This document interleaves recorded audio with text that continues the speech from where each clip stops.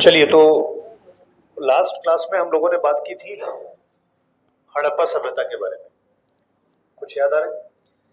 हड़प्पा सभ्यता, मैंने आपसे कहा था कि एक त्रिभुजाकार सभ्यता थी। हड़प्पा सभ्यता की के स्थलों के बारे में हमने कहा लगभग 150 स्थल थे, लेकिन 7 ऐसे प्रमुख शहर हैं जिन्हें हमें पढ़ना होता है या नगर के बारे में हमें पढ़ना होता है। ये सब याद है आपको? अगर मैं मांडा, दैमाबाद, आलमगीरपुर, सुतका, गैंडोर की बात करूं तो याद रहेगा। अगर मैं सुरकोटडा की बात करूं तो पर भी आप कंफर्म रहेंगे। ठीक है। अगर मैं आपसे भीमबेटका बोल दूं तो इसे आप हड़प्पा से जोड़ेंगे या पाषाण काल से जोड़ेंगे? पाषाण काल से जोड़ेंगे। ठीक है। अगर मैं मेहरगढ़ बोल दूं तो कहां से जोड़ेंगे? मेहरगढ़ हड़प्पा से जोड़ेंगे या पाषाण काल से? पाषाण काल से। अगर मैं सोन वैली बोलूं, सोन घाटी बोलूं तो हड़प्पा से जोड़ेंगे या पाषाण काल से? पाषाण काल से। अभी मैंने हड़प्पा में इन सब बातों की चर्चा की नहीं है। हाँ, अगर मैं हड़प्पा, मोहनजोदड़ो, कालीबंगा, लोथल, रोपड़ ना, इन शहरों की बात करूं तो ये कहां से जुड़ जाएंगे? हड़प्पा की संस्कृति से जुड़ जाएंगे। कुछ क्लियर हो रही बातें? तो लास्ट वाली क्लास में हमने आपको लगभग बातें पाषाण काल में समझा दी थी। आज उसे नोट डाउन करना था और हड़प्पा सभ्यता को पढ़ना था, तो जल्दबाजी में जल्दी जल्दी हम लोग नोट कर लेंगे। चलिए, पाषाण काल के बिंदु कहां तक पढ़ाया था, कहां तक लिखवाया था, थोड़ा बताएंगे क्या? लास्ट पॉइंट जो था बता दीजिए।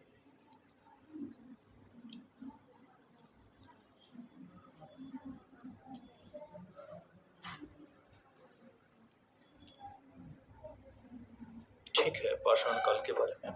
ओके, चलिए नेक्स्ट पॉइंट से लिखिए फिर।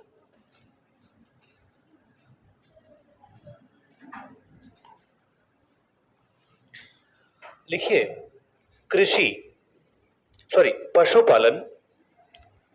अगले पॉइंट में लिखिए पशुपालन मध्य पाषाण काल से ही प्रारंभ हो गया था।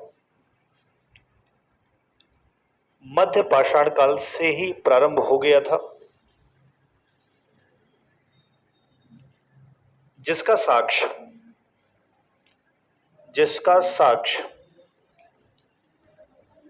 आमदगढ़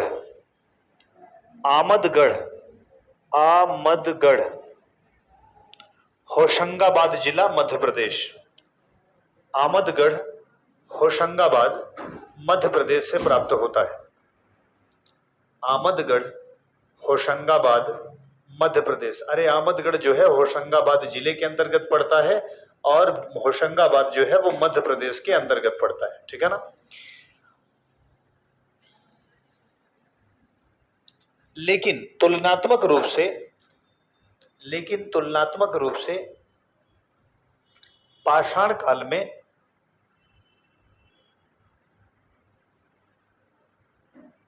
तुलनात्मक रूप से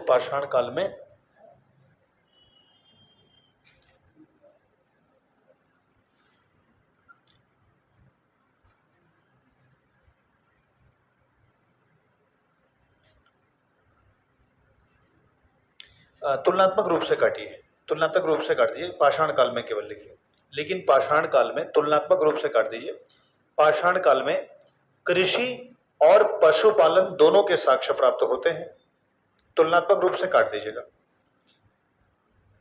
कृषि और पशुपालन दोनों के साक्ष्य प्राप्त होते हैं।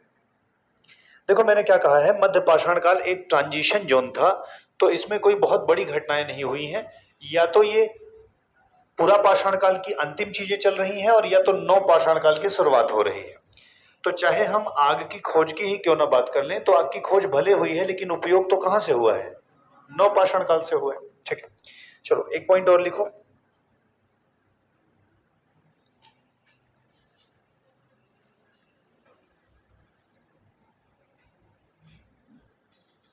बुर्ज होम जिसका अर्थ बुर्ज वृक्ष का स्थान है।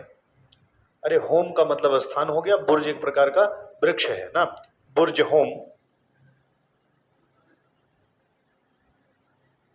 बुर्ज होम, ब्रैकेट में लिख लो, बुर्ज वृक्षों का स्थान, जहां पे बुर्ज नामक वृक्ष पाए जाते हो, ठीक है ना।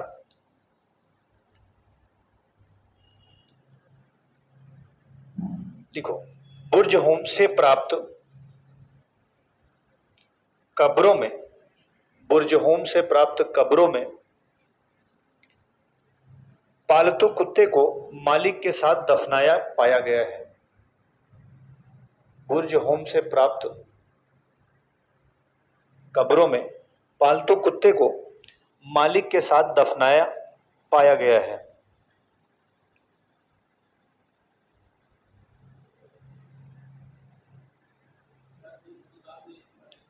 हाँ जी, हाँ, ये विवादित विषय है, इसीलिए बहुत बाहुल्य नहीं है। हर जगह ऐसा नहीं कि मास्टर के साथ कुत्ते का होना जरूरी था, लेकिन जैसे मान लीजिए किसी एक एक्सीडेंट या किसी कारण में हो सकता है बीमारी ही कोई फैली रही हो और वहां पे जो जानवर और व्यक्ति दोनों की डेथ हो गई हो, तो दोनों को साथ में दफना दिया गया। ये कोई बहुत ऐसी प्रथा नहीं थी कि मतलब अगर मास्टर मर जाए तो कुत्ते को जबरदस्ती दफना दो, नहीं, इसके कोई ऐसे साक्ष्य नहीं प्राप्त है।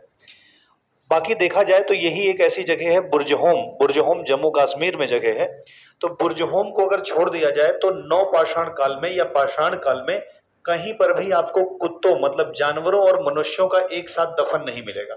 अब इसके बाद खुदाई जब हड़प्पा की होगी तो हड़प्पा में आपको मिलेगा जानवरों के साथ, कहीं बकरी के साथ दफनाया गया है और कहीं कुत्तों के साथ दफनाया गया है। तो आपको अब इसके बाद अगर कोई पूछ ले पाषाण काल में मनुष्यों के साथ जानवरों के दफन का अगर कहीं कोई साक्ष्य मिलता है तो वो बुर्जहोम में प्राप्त होगा। और वो जगह कहां पे होगी? हाँ, कल अगर कोई आपसे आमदगढ़ पूछ ले तो ये किससे संबंधित है? पाषाण काल से संबंधित है। देखो, पाषाण काल को हम लोग लिखते समय ना ऐसे नहीं लिख रहे हैं कि मध्य पूरा ना, ऐसे एक कॉमन क्वेश्चन आते हैं, तो मैं आपको पॉइंट वाइज पूरा का पूरा तीनों पाषाण काल नोट करवा दे रहा हूं, ठीक ना। अगले पॉइंट में लिखिए, अगले पॉइंट में लिखिए, चिरांद, चिरांद बिहार में है, चिरांद, हाँ चिरांद, चा में छोटी की मात्रा, रा बिंदी दा ना, चिरांद, ब्रैकेट में बिहार प्रांत लिख लीजिएगा। एक ऐसा नौ पाषाण का स्थल है, एक ऐसा नौ पाषाण काल का स्थल है, मतलब कि नियोलिथिक पीरियड का नौ पाषाण काल का स्थल है, जहां हड्डियों के उपकरण प्राप्त हुए हैं। हड्डियों के उपकरण, हड्डियों के उपकरण प्राप्त हुए हैं, ब्रैकेट में लिख लीजिए, मुख्य रूप से हिरण की सींगों के।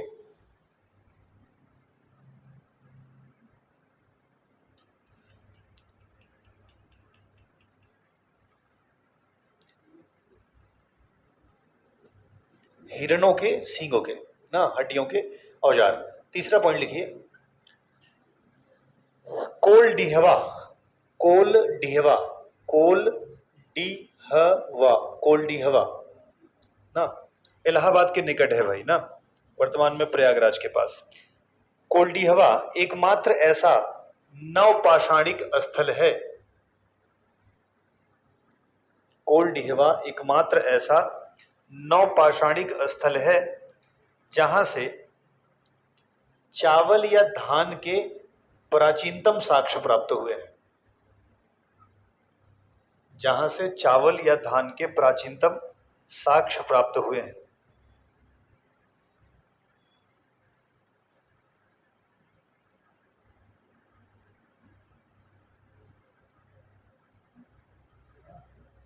ठीक है, लिखिए मृद भांड या कुंभकारी, ऐसा लिख सकते हैं, मृद भांड या कुंभकारी भी लिख सकते हैं, कुंभकारी। देखो, मृद भांड बनाने की प्रथा कच्ची वाली वो तो स्टार्ट हो गई थी मध्य पाषाण काल से, लेकिन वो प्रचलित कहां हुई?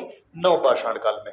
तो मृद भांड या कुंभकारी लिख लीजिए, कॉमा कॉमा, पहिए व कृषि का आविष्कार, पहिए व कृषि का आविष्कार नव पाषाण काल की देन है, पहिए या कृषि का आविष्कार नौ पाषाण काल की देन है।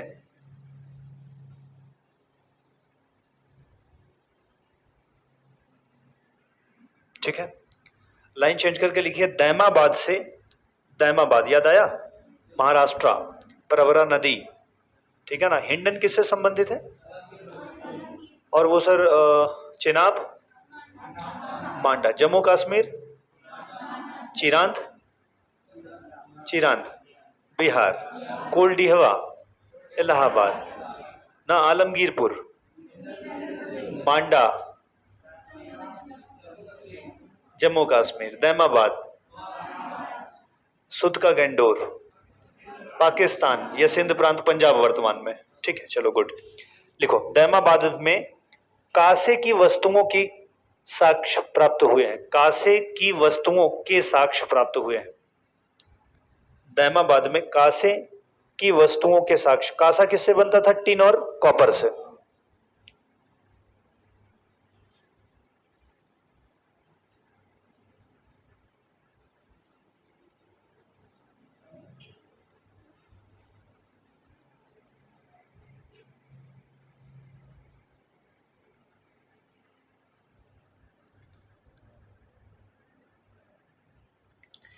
ठीक है, दो लाइन लिखिए।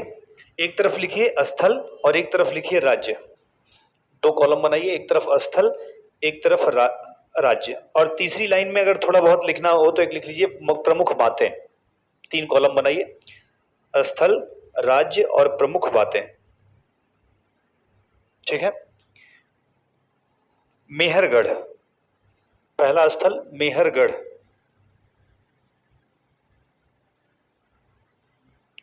मेहरगढ़।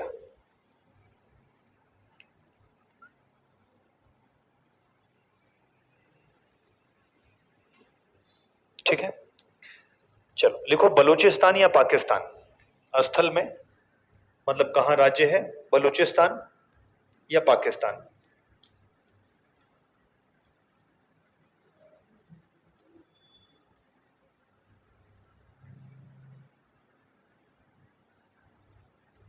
ठीक है सर, लिखिए प्रमुख बातों में लिखिए कृषि का प्राचीनतम साक्ष्य। कृषि का प्राचीनतम साक्ष्य। अच्छा, ब्रैकेट वहां ऊपर जहां लिखे हो ना स्थल वस्थल, वहां लिख लो नौ पाषाण काल। ये सारे स्थल नौ पाषाण काल से संबंधित हैं। नौ पाषाण काल।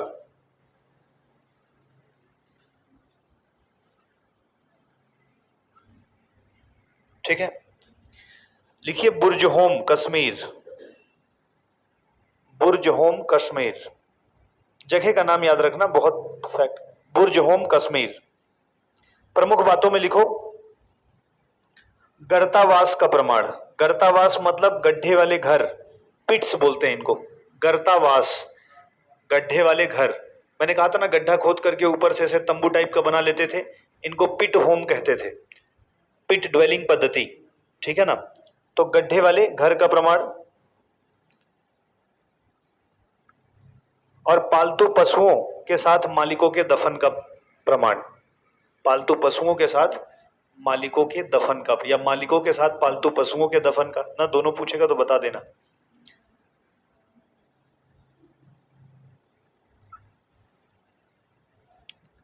सर एक लिखिए गुफ कराल। गुफ कराल, गा गा में छोटी ओ, छोटे ओ की मात्रा, गुफ।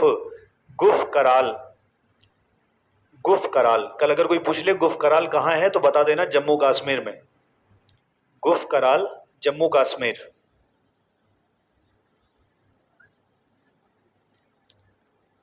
प्रमुख चीज यहां से सिलबट्टा मिला हुआ है। सिलबट्टा जानते हैं? हाँ, सिल, एग्जैक्टली। ठीक है, सिलबट्टा लिख लो। मसाला पीसने वाला जो घरेलू उपकरण होता है ना, हम उसे बोलते हैं। ठीक है, सिलबट्टा नहीं देखे हो? अब पत्थरों का नहीं मिलता, अब किसका मिलता है? लोहे का मिलने लगा है। पत्थरों का मिलता है। वो सिल अलग है और सिलबट्टा अलग है। अरे वही, अच्छा ठीक है, खलबट्टा सिलबट्टा जो भी हो ना, मसाला। ठीक है ठीक है, लिख लो। अच्छा, सिलबट्टा ही लिख लो, शायद वही हो। सिल और, अच्छा बिठाइए बिठाइए बिठाइए। सिलबट्टा मतलब मसाला पीसने वाला जो उपकरण था ना, वही। ठीक है, कोई बात नहीं, लिखो कोल्डिहवा। अगला कोल्डिहवा। सिलबट्टा खलबट्टा ऐसा क्या बोलते हैं? सिलबट्टा वो सिल लोढ़ा वाला है ना, और खलबट्टा जो है वो हाँ तो वही सिल वाला था, ठीक है, सिलबट्टा ही होगा। कोल्डिहवा उत्तर प्रदेश, कोल्डिहवा उत्तर प्रदेश।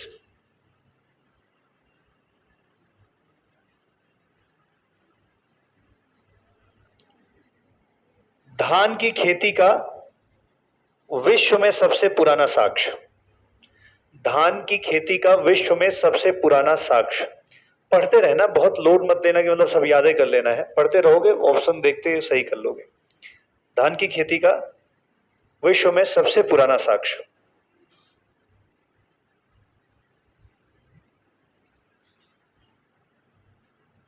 लिखिए मगहरा, मगहरा उत्तर प्रदेश में ही है, मगहरा, मगहरा ना। और इसमें भैया जौ की खेती का प्रमाण मिला है, उत्तर प्रदेश में जौ की खेती। चिरांद बिहार, चिरांद बिहार।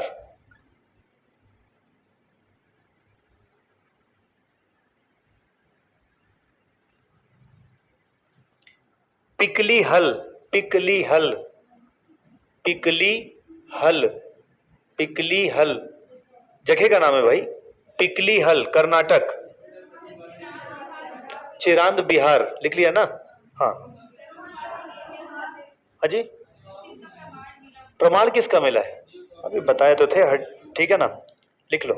हड्डी के उपकरण जो हिरण की सींगों से बने थे, चिरांद बिहार।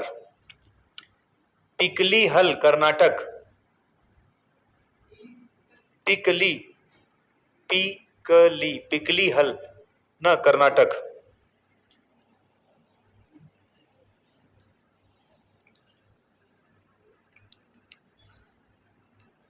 ठीक है सर, अगले पॉइंट में लिखिए।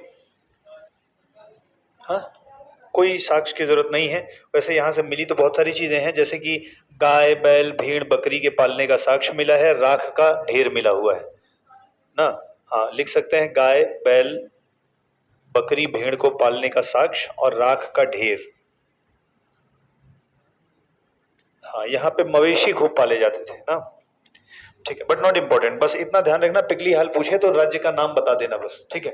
अच्छा अगर मैं आपसे दैमाबाद पूछूं तो आलमगीरपुर पूछूं तो, सुरकोटडा पूछूं तो गुजरात, सुतका गेंडोर पूछूं तो, बुर्ज होम पूछ लूं तो, ठीक है ना। अगर मैं मेहरगढ़ पूछ लूं तो, अगर मैं मगहरा पूछ लूं तो, अगर मैं कोल्डिहवा पूछ लूं तो, अगर मैं आपसे गुफ कराल पूछ लूं तो, बुर्ज होम पूछ लूं तो, चिरांद पूछ लूं तो, बिहार। और जरा सा याद करो, अगर मैं मेहरगढ़ पूछ लूं तो बलोचिस्तान, मेहरगढ़ पाकिस्तान या बलूचिस्तान। अच्छा अगर मैं आपसे सर पूछ लूं सराय नाहर राय, उत्तर प्रदेश, बट दोनों में डिफरेंस आ गया ना, एक मध्य पाषाण काल का स्थल है और एक नव पाषाण काल का स्थल है, ठीक है ना। वैसे इतना डिटेल में नहीं पूछेगा, बट फिर भी थोड़ा पढ़ के रखो, नव पाषाण काल के स्थल जो हमने लिख रखे हैं। और उसके अलावा अगर कभी आपसे पूछ ले सराय नाहर राय पूछ ले, महदहा पूछ ले, ठीक है ना, ना कभी भी आपसे वीरभानपुर पूछ ले, आदमगढ़ पूछ ले, पंचमढ़ी पूछ ले, जलाहल्ली पूछ ले, टेरी पूछ ले, वैसे पूछेगा नहीं, बट कुछ शब्दों को ध्यान रखना है, कौन नवपाषाण काल से संबंधित है और कौन संबंधित नहीं है, ठीक है। तो बताइए सर मेहरगढ़ किससे संबंधित है? पाकिस्तान बलूचिस्तान, और कौन से काल से? नवपाषाण काल। चिरांद, हाँ सर, मगहरा, ठीक है सर, आदमगढ़ मध्य पाषाण काल ना, ठीक है। लिखो अगला पॉइंट, अगला पॉइंट लिखो। नवपाषाण काल के उत्तर काल में, नवपाषाण काल के अंतिम समय में, ऐसा लिख लीजिए, नवपाषाण काल के अंतिम समय में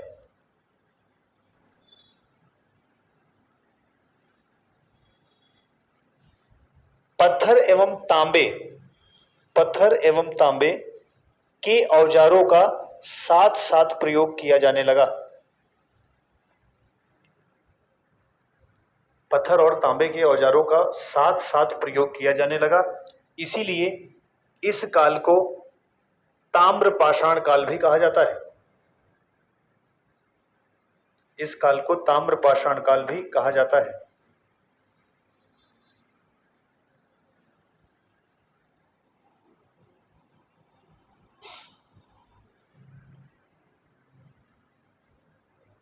ठीक है।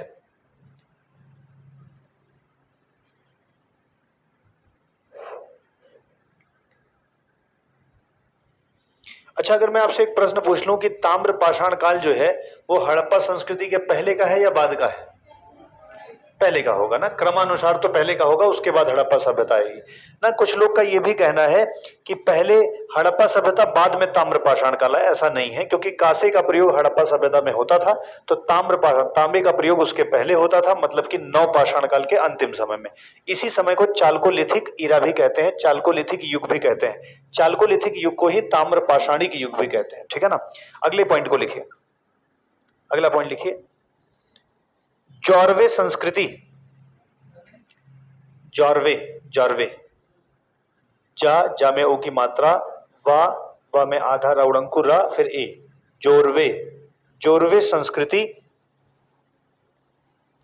ग्रामीण थी।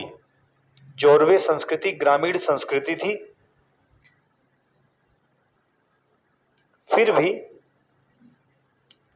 भी उसकी कुछ बस्तियों जैसे, जॉर्वे संस्कृति एक ग्रामीण संस्कृति थी, लेकिन उसके कुछ बस्तियों में जैसे दैमाबाद, इनाम गांव, दैमाबाद, इनाम गांव में नगरीकरण प्रारंभ हो गया था। में नगरीकरण प्रारंभ हो गया था।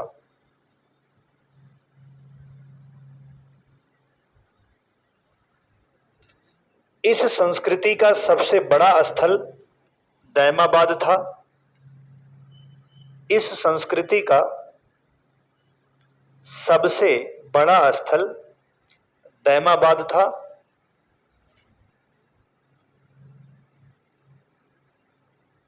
ना, लाइन चेंज करके लिखिए, चित्रित मृद भांडों का प्रयोग। चित्रित मतलब कि मृद भांड में चित्रकारियां भी बनने लगी।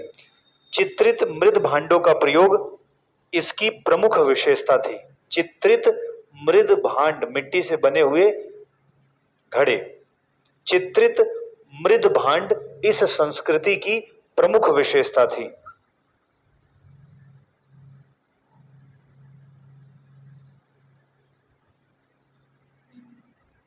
ठीक है, लिखिए, इस समय के लोग, लाइन चेंज करके लिख लीजिए, इस समय के लोग मातृ देवी की पूजा करते थे। इस समय के लोग मातृ देवी की पूजा करते थे। एक्चुअली जो इनाम गांव नाम का जगह है ना, वहां से मातृ देवी की मूर्ति भी मिली है। कल अगर आपसे ये पूछ ले कि जो हमारी संस्कृति पाषाण काल में थी तो प्रमुख रूप से ग्रामीण ही है, नगर तो है नहीं, लेकिन उसी में जॉर्वे नाम की जहां संस्कृति थी, स्पेशली जम्मू कश्मीर का ये रीजन है ना, तो यहाँ पे जो संस्कृति चलती थी, यहाँ के दो शहर, एक तो दैमाबाद ना, इनाम गांव। मतलब देखो, जॉर्वे एक संस्कृति है, ये कोई एक जगह नहीं है। तो जहां जहां जॉर्वे संस्कृति पालन की जाती थी, एक तो दैमाबाद, एक इनाम गांव, ये दोनों शहर में, दैमाबाद सबसे बड़ा शहर था पहली बात, और दूसरी बात, इन दोनों शहर में नगरीकरण चालू हो गया था। तो इसका मतलब है, अगर कल कोई पूछ ले कि जॉर्वे संस्कृति प्रमुखता कैसी संस्कृति थी, तो ग्रामीण। लेकिन जॉर्वे संस्कृति ना का सबसे बड़ा स्थल कौन सा था, तो दैमाबाद। पूछे जॉर्वे संस्कृति में कौन सा शहर ऐसा था जिसमें नगरीकरण का प्रारंभ हो चुका था, तो वो दैमाबाद और इनाम गांव है। इनाम गांव वही जगह है जहां से मातृ देवी की मूर्ति मिली है। ठीक है, अगले पॉइंट में लिखिए,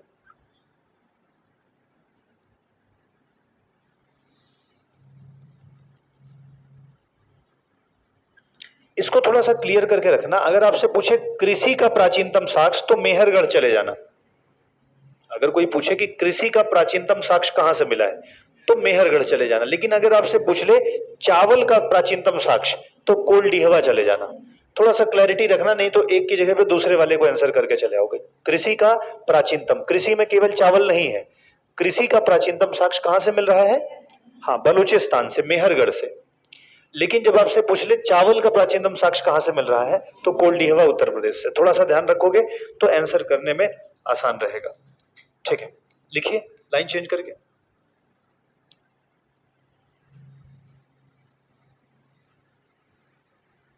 इस समय के लोग शवाधान के लिए, इस समय के लोग शवाधान के लिए, शवाधान, शवाधान मतलब शव को दफनाने का प्रक्रिया, शवाधान के लिए आंशिक या पूर्ण समाधान की विधि अपनाते थे। आंशिक या पूर्ण समाधान की विधि अपनाते थे।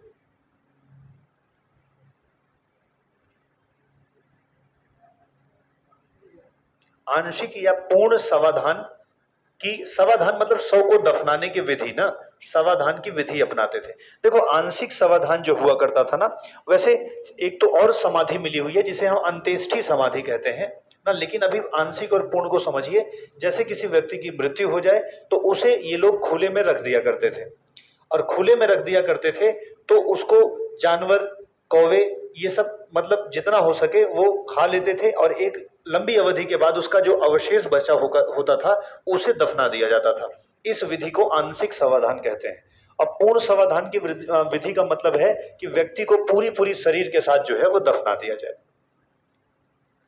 तो आंशिक समाधान और पूर्ण समाधान प्रचलित था। ठीक है, तो अगर कभी पूछ ले कि आंशिक या पूर्ण समाधान था कि दोनों दोनों था ना, कभी कभी आंशिक भी, आज भी जैसे अगर मैं सही हूं तो पारसी धर्म ऐसा है जहां पे आज भी मरने के बाद जो है वो दफनाया नहीं जाता, बल्कि उन्हें कौवों और जानवरों के लिए शायद रख दिया जाता है, और वो वहीं पे उनकी बॉडी को वो लोग खा लेते हैं। वो ऐसा बिलीव करते हैं कि मरने के बाद भी किसी के काम आ जाओ ना, मतलब कि वो हमारी संस्कृति की तरह दफनाते अथवा जलाने की पद्धति नहीं है।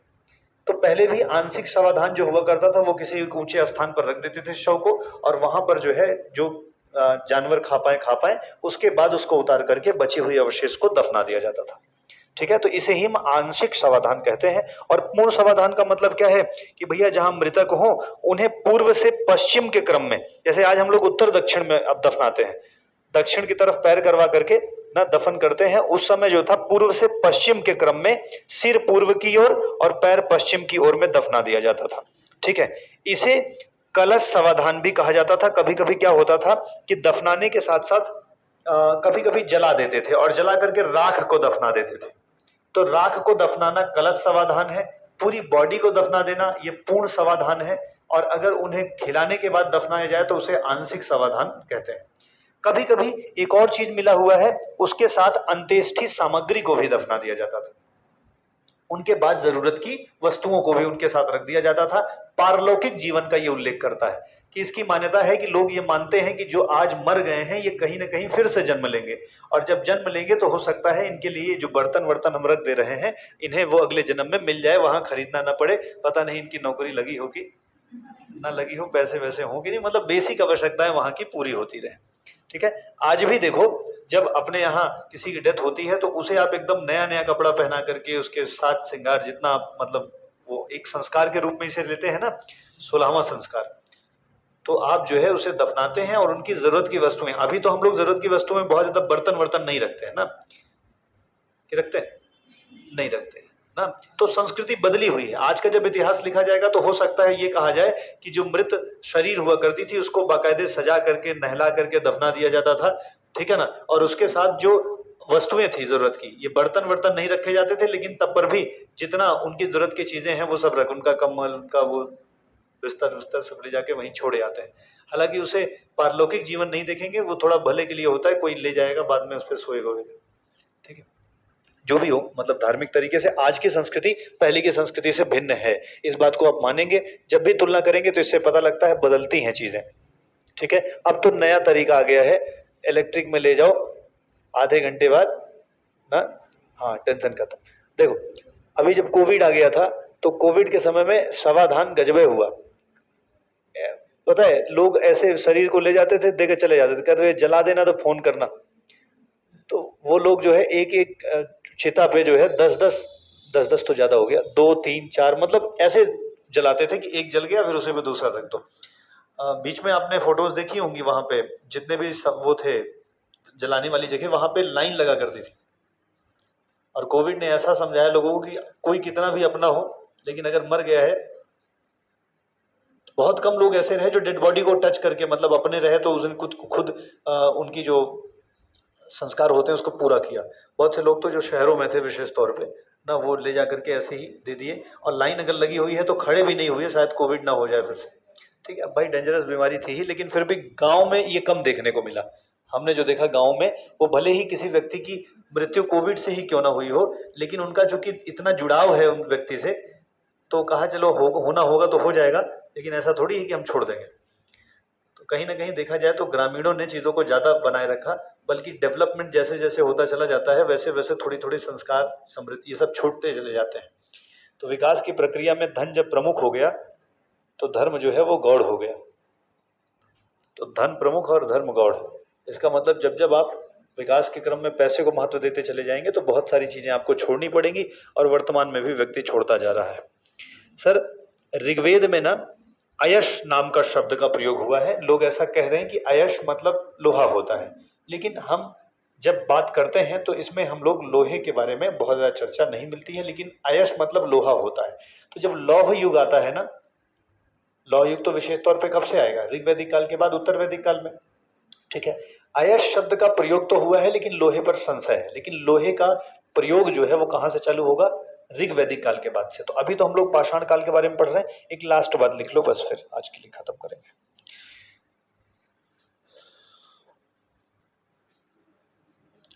लिखिए, चौपनी मांडो। चौपनी मांडो इलाहाबाद का जगह है। चौपनी मांडो, चौपनी मांडो ब्रैकेट में इलाहाबाद, विश्व में मृद भांड के प्रयोग का सबसे पुराना साक्ष्य। विश्व में मृद भांड के प्रयोग का सबसे पुराना साक्ष्य।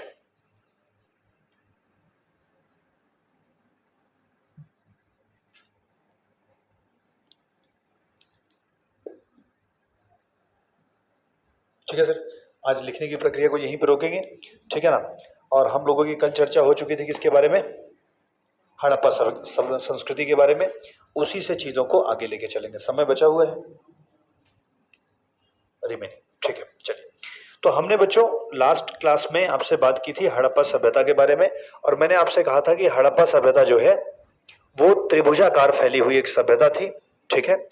और इसके एज को लेकर के ना बड़ा संशय है। कुछ लोग कहते हैं कि यह 3000 पुरानी संस्कृति है, कुछ लोग कहते हैं 6000 पुरानी संस्कृति है।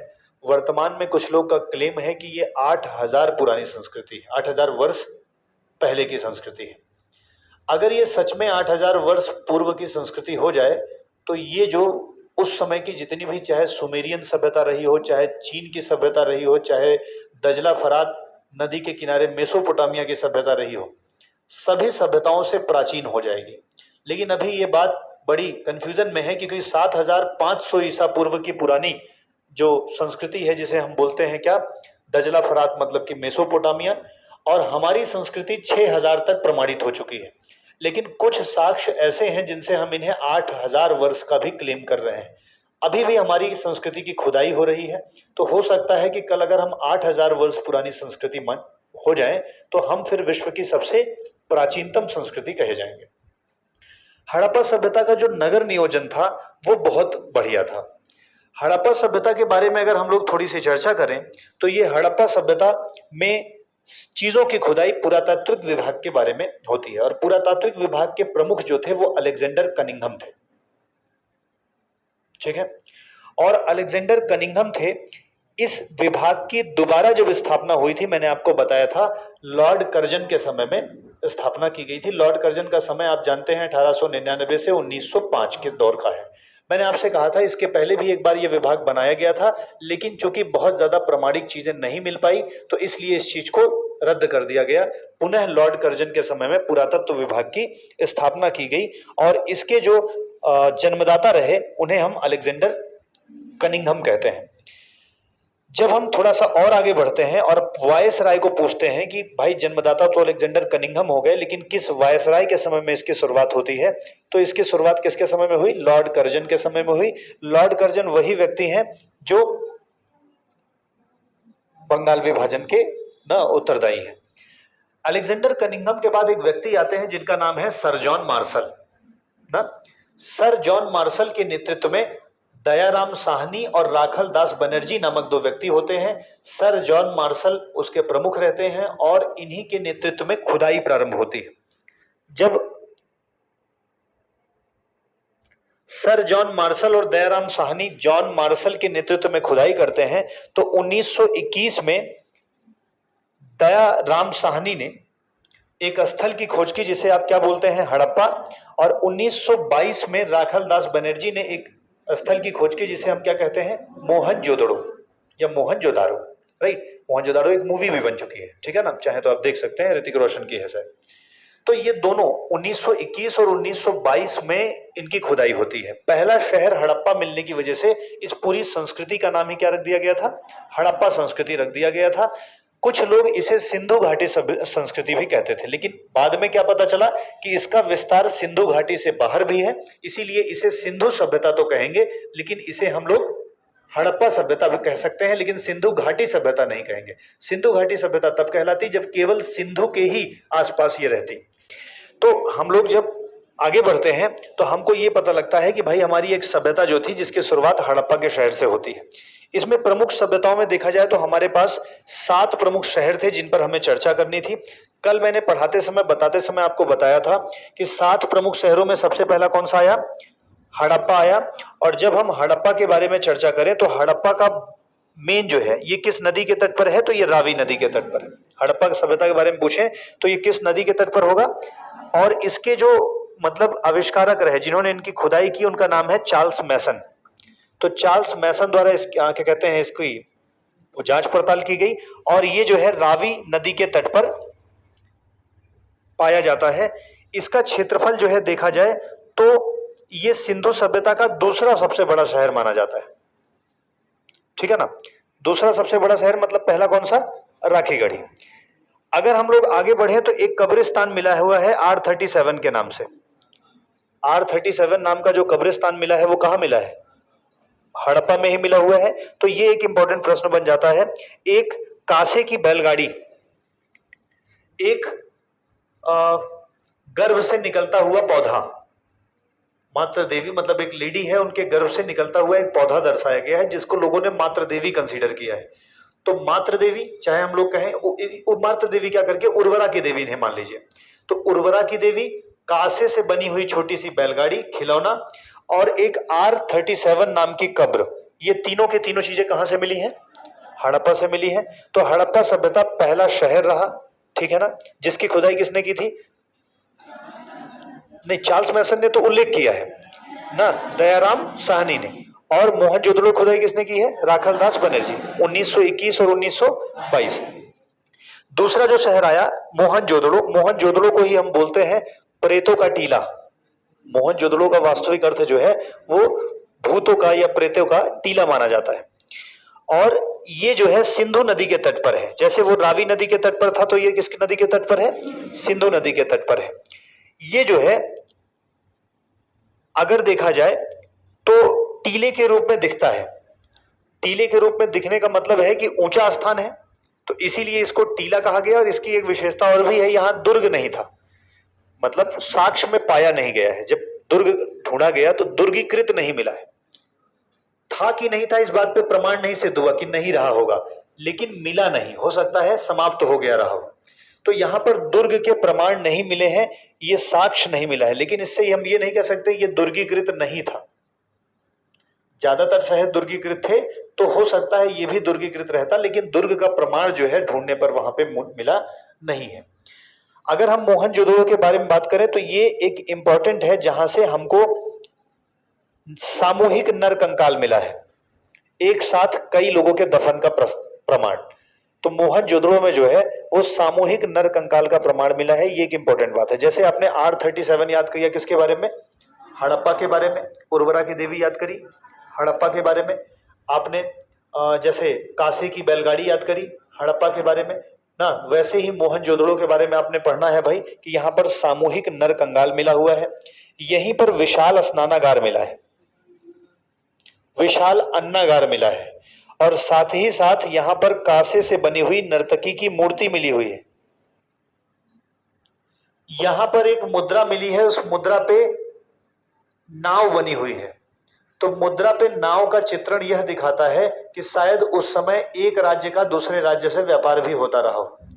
एक और बात है कि हमारे यहाँ की मोहरें जो है वो मेसोपोटामिया में मिली है, और मेसोपोटामिया के कुछ साक्ष्य हमारे हड़प्पा में मिले हैं। इसीलिए हम यह भी कहते हैं कि हड़प्पा सभ्यता मेसोपोटामिया के समकालीन एक सभ्यता थी, और उन दोनों के बीच में संभवतः व्यापार होता रहा होगा। व्यापार था तभी तो मोहरें एक दूसरे से एक्सचेंज की होंगी। तो इसीलिए मेसोपोटामिया को हड़प्पा सभ्यता के समकालीन सभ्यता कहते हैं। हो सकता है, इस पे बड़ी चर्चा है कि कौन ज्यादा पुरानी है। तो मैंने कहा अगर 8000 वर्ष पुरानी हमारी हो जाएगी तो उनकी तो 7500 ही वर्ष पुरानी है, तो हम सबसे प्राचीन हो जाएंगे।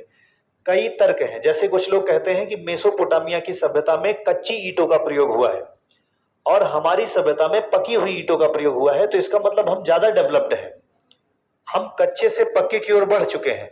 लेकिन कुछ लोगों का कहना यह भी है कि जरूरी थोड़ी है कि जो कच्चा बनाए वही पक्का बनाए।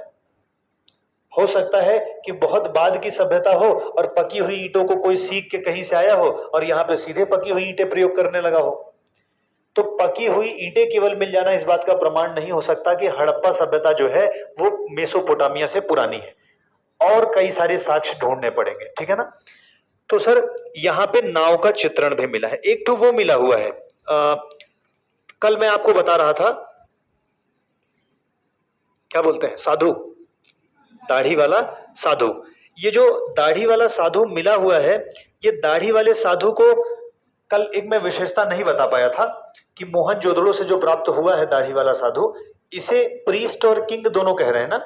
एक्चुअली देखो, ये इसका जो वेशभूषा है ना बड़ी सुंदर है, मतलब ये शॉल ओढ़े हुए है, शॉल बड़ी सजी हुई है, और शॉल के अंदर एक ट्रांसपेरेंट कपड़ा पहन रखा है इसने। उसके साथ साथ यहां पे ना एक वो राजाओं की तरह जो बांधा जाता है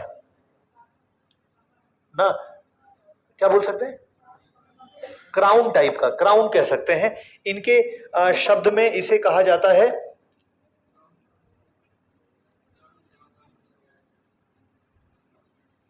अलंकरण। मस्तक पर गोल अलंकरण है, अलंकरण मतलब सजावट। तो इसने जैसे, अरे आजकल का वो वीर आता है ना एक ठीक, वो बालवीर, तो बालवीर में देखो ऐसे पहने रहता है ना, तो उसने ऐसा अलंकरण पहन रखा है, पीछे से बांध रखा है उस अलंकरण को। साथ ही साथ अगर देखा जाए तो इसके नेत्र आधे ही खुले हैं। नेत्र आधे खुले होने के दो प्रमाण हैं, एक आधा खुला है, हो सकता है कि वो सोच रहा हो कुछ, और या तो हो सकता है ध्यान की मुद्रा में हो। लोगों की मान्यता है कि उसकी आंख उसके नाक पर फोकस्ड है, इसका मतलब हम ये तब करते हैं जब ध्यान की मुद्रा में होते हैं। तो कुछ लोग उसे साधु मान रहे हैं और कुछ लोग उसकी वेशभूषा से क्या मान रहे हैं, किंग। और किंग वो भी कैसा, प्रीस्ट किंग, मतलब प्रीस्ट ही किंग बना दिया गया हो, ठीक है। तो इससे धर्म की उपस्थिति का प्रमाण मिल रहा है कि शायद धर्म रहा हो, लेकिन धर्म प्रत्यक्ष तो है नहीं, कहीं लिखा तो है नहीं। और सुनिए, हमको अभी हम पढ़ भी नहीं पाए हैं हड़प्पा सभ्यता की कोई बात, पढ़ पाए होते तो पता कर पाए होते, ठीक है। तो वो जो नर्तकी की मूर्ति मिली है, वो जो हमें वो मिला हुआ है, क्या बोलते हैं, स्नानागार मिला है, विशाल अन्नागार मिला है। स्नानागार क्या दिखाता है, धर्म ना, लेकिन प्रत्यक्ष की अप्रत्यक्ष। तो क्या ये प्राकृतिक पूजक थे, ऐसे मान सकते हैं क्या? हाँ, मातृ देवियों को मानते रहे होंगे, बिल्कुल, वृक्षों की पूजा करते रहे होंगे, ये सब है, लेकिन कहीं पर मूर्तियों के प्रमाण नहीं मिले। साधु की उपस्थिति होना, स्नानागार का होना, ये मान्यता है कि हो सकता है यहाँ धर्म रहा हो। अच्छा, अन्नागार मिलने का मतलब क्या है,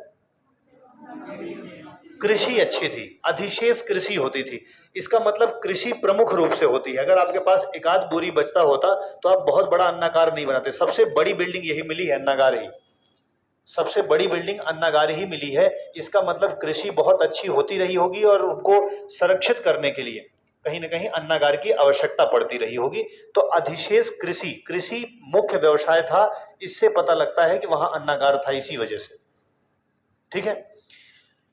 अगर आपसे कल मैं पूछूं कि सर सामूहिक नर कंकाल कहाँ मिला है, उर्वरा की देवी का प्रमाण कहाँ मिला है, R37 कहाँ मिला है, और सर वो कांसे से बनी हुई बैलगाड़ी, कांसे से बनी हुई मूर्ति, दाढ़ी वाला साधु, विशाल स्नानागार, विशाल अन्नागार, कांसे वाली मूर्ति मोहनजोदड़ो, कांसे वाली बैलगाड़ी हड़प्पा, और कांसे वाली नर्तकी की मूर्ति जो है वो मोहनजोदड़ो। अरे वो है ना, उसकी एक ऐसा कमर पे हाथ रख रखा है, एक ऐसा सीधा। इसका मतलब लोग ये मान रहे हैं कि जब कभी नृत्य में अस्थाई मुद्रा होती है, जैसे नृत्य स्टार्ट करना हो तो अस्थाई मुद्रा जो होती है उसे रिलेट कर दे रहे हैं। तो अस्थाई मुद्रा जो है वो ये नर्तकी की मूर्ति शो कर रही है। तो चाहे विशाल स्नानागार मिल जाए, चाहे विशाल अन्नागार मिल जाए, चाहे कांसे की मूर्ति मिल जाए, चाहे वो दाढ़ी वाला साधु मिल जाए, ये सारी चीजें कहाँ से मिली हैं? मलेरिया के भी साक्ष्य मोहनजोदड़ो से ही मिले थे। मलेरिया बीमारी ना, मलेरिया के साक्ष्य भी मोहनजोदड़ो से प्राप्त होते हैं, बट प्रश्न नहीं पूछा जाता। लेकिन इस बात का ध्यान रखिएगा कि यह जो है मोहनजोदड़ो, इसे भूतों का या प्रेतों का टीला भी कहा जाता है। कल आपसे पूछ ले कि मोहनजोदड़ो का शाब्दिक अर्थ क्या होता है, और ऐसे ही पूछ ले धौलावीरा का शाब्दिक अर्थ क्या होता है। व्हाइट वेल, सफेद कुआं। धौलावीरा किसको कहते हैं? सफेद कुआं, और कुएं से ही पानी रिलेट कर सकते हो वहां पे धौलावीरा को देखते हुए। तीसरा है चन्हुदड़ो। चन्हुदड़ो भैया एक औद्योगिक स्थल है, यहाँ की सबसे प्रमुख बात है मनका का कारखाना। कौन सा? मनका। मनका मतलब जो माला वाला पहनते हैं। आज जैसे आप वो स्फटिक या रुद्राक्ष पहनते हैं ना, तो वैसे उस समय मिट्टी या सिलखड़ी, सिलखड़ी क्या है, मिट्टी को वो कर दिया जाए, पका दिया जाए, ठीक है ना, या और भी कुछ, हाँ शायद यही होता है।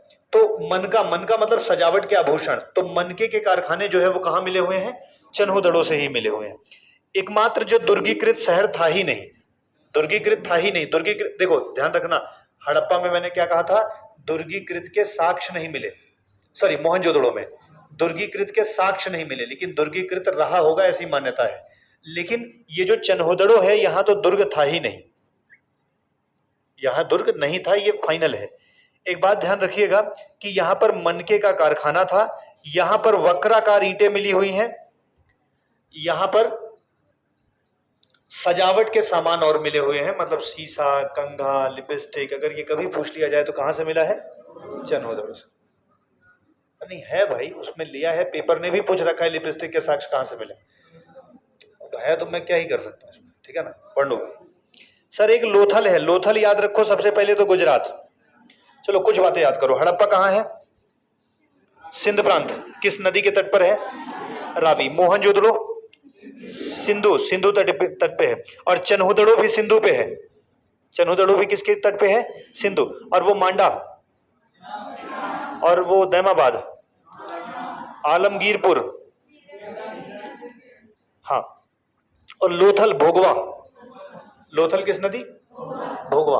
अब मैं भोगवा बोलूं तो, चेनाब बोलूं तो, सिंधु बोलूं तो, मोहनजोदड़ो और चन्हुदड़ो ना। अगर मैं रावी बोलूं तो हड़प्पा। मैं वो क्या कहते हैं, हिंडन बोलूं, प्रवरा बोलूं, चेनाब बोलूं, घोड़े के साक्ष्य बोलूं, हाँ, सुरकोटडा गुजरात। अच्छा, लोथल एक ऐसी जगह है बच्चे ना, जहां से पत्तन मिला है, मतलब बंदरगाह के साक्ष्य मिले हैं। लोथल में बंदरगाह के साक्ष्य मिले हैं, जिससे प्राप्त ये होता है कि मतलब बंदरगाह था तो समुद्री व्यापार भी रहा होगा। लोथल को ही पत्तन शहर के रूप में जाना जाता है। पत्तन शहर मतलब बंदरगाहों का शहर। तो अगर कोई पूछ ले कि पत्तन शहर किसको कहा जाता है, तो उसे लोथल। और एक बात बता दें, लोथल को ही ना लघु हड़प्पा या लघु मोहनजोदड़ो भी कहते हैं। लघु हड़प्पा अगर किसको का पूछा जाता है तो लोथल को ही। लोथल कहाँ है? गुजरात। किस नदी के तट पर है? भोगवा। हड़प्पा कहाँ है? सिंध प्रांत। किस नदी के तट पर है? रावी। मोहनजोदड़ो कहाँ है? सिंधु, सिंधु नदी, ठीक है, सिंध प्रांत पाकिस्तान में ही है। और सुनो, लोथल, चन्हुदड़ो, सिंधु नदी, ठीक है ना,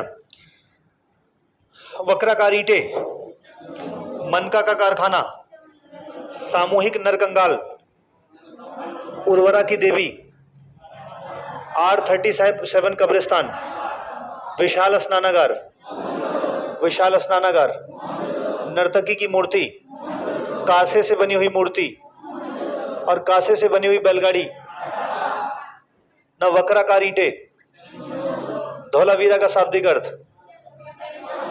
भूतों का टीला, राखल दास बनर्जी, दयाराम साहनी, 1922, 1921, अलेक्जेंडर कनिंघम, पुरातत्व विभाग बनेगा। और सर ये भोगवा, भोगवा, हिंडन, प्रवरा, चेनाब, मनका, विशाल स्नानागार, विशाल अन्नागार, दाढ़ी वाला साधु, उर्वरा की देवी, R37, पत्तन शहर, बंदरगाह के साक्ष्य, लोथल कहाँ है? ठीक है। लघु हड़प्पा भी कहते थे क्या?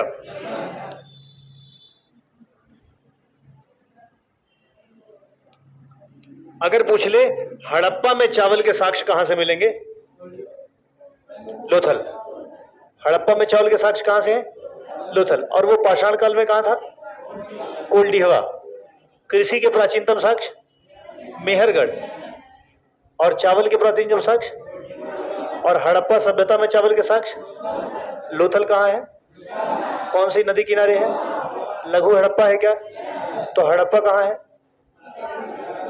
रावी नदी, हड़प्पा, सिंधु नदी, हिंडन, भोगवा, बंदरगाह शहर, पत्तन शहर और R37, उर्वरा की देवी, कांसे से बनी बैलगाड़ी, कांसे से बनी मूर्ति, विशाल स्नानागार, विशाल अन्नागार, नर्तकी की मूर्ति। नर्तकी की मूर्ति कौन सी धातु से बनी?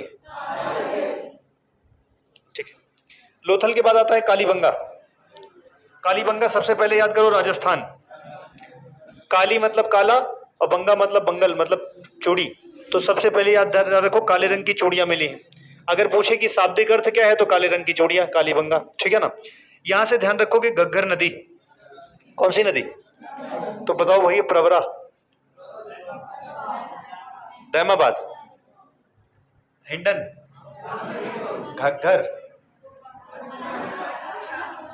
कालीबंगा, राजस्थान, सिंध प्रांत, हड़प्पा मोहनजोदड़ो, गुजरात, रावी नदी, भोगवा नदी, सिंधु नदी, वक्राकार ईंटे, सजावट के सामान, काले रंग की चूड़ी, चूड़ियों का कारखाना, राजस्थान, गुजरात, बंदरगाह, विशाल स्नानागार, विशाल अन्नागार, R37, मृतकों का टीला,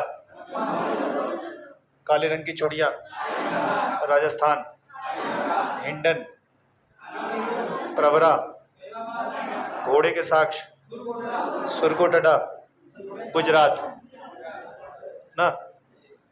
नहीं, अरे ऐसे ही तो याद होगा।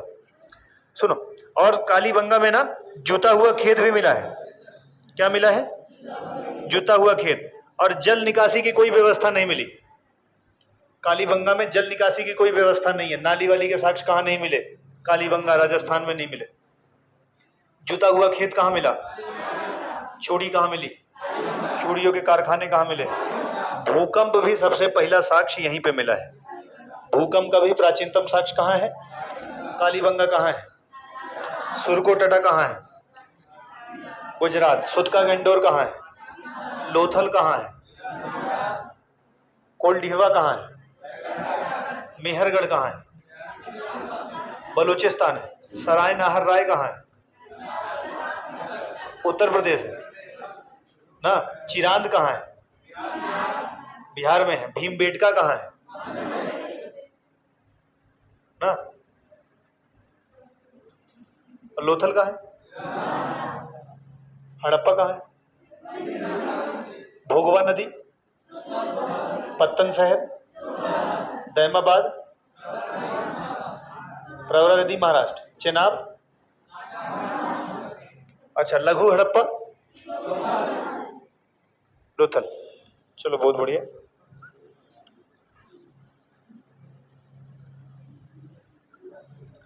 बस समय बताइए। 3:15 हो गए क्या? एक और याद कर लो बस। बनावली हरियाणा में है। बनावली सरस्वती नदी। कौन सी नदी? तो बनावली, मिट्टी का खिलौना बनावली में मिला है। मिट्टी के हल कहाँ मिले? बनावली में मिला है। तो बनावली कहाँ है? गुजरात में क्या है? और भोगवा कहाँ है? और घग्घर कहाँ है? कालीबंगा राजस्थान, कालीबंगा मनका, वक्राकार ईंटे, अलंकृत ईंटे कालीबंगा, वक्राकार ईंटे चौहदड़ो, अलंकृत ईंटे कालीबंगा, चूड़ियां सजावट के मनका, कंघी सीसा, R37, रावी नदी, सिंधु नदी, हिंडन, चिनाब, प्रवरा, सिंधु, मोहनजोदड़ो और चौहदड़ो, लोथल, भोगवा नदी, पत्तन शहर, चावल के साक्ष्य, लोथल। सबसे पुराना होगा तो नवपाषाण काल में उधर चले जाएंगे। ठीक है सर, चलो कल चर्चा करेंगे इसी से आगे। ठीक है, थैंक यू वेरी मच।